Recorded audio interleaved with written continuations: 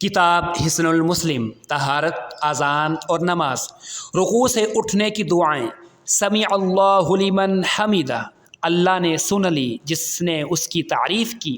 Number 2 پر ربنا ولک الحمد حمدا کثیرا طیبا مبارکا فیہ، اے ہمارے رب تیرے ہی لیے ہر قسم کی تعریف ہے، تعریف بہت زیادہ پاکیزہ جس میں برکت کی گئی ہے۔ نمبر 3 پر اللہم ربنا لک الحمد ملء السماوات وملء الارض وما بینہما وملء ما شئت من شیء بعد، اہل الثناء والمجد احق ما قال العبد وکلنا لک عبد، اللہم لا مانع لما اعطیت ولا معطی لما منعت ولا ينفع ذا الجد منک الجد۔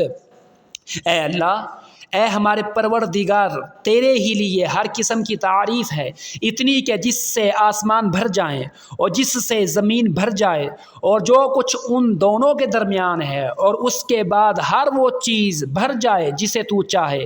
اے تعریف اور بزرگی کے لائق سب سے سچی بات جو بندے نے کہی جب کہ ہم سب تیرے ہی بندے ہیں، یہ ہے کہ اے اللہ، جو تو عطا فرمائے اسے کوئی روکنے والا نہیں، اور جو تو روک لے اسے کوئی دینے والا نہیں، اور کسی صاحب حیثیت کو اس کی حیثیت تیرے ہاں کوئی فائدہ نہیں دے سکتی۔ سجدے میں جاتے ہوئے اللہ اکبر کہیں، اور یہی باب جاری ہے۔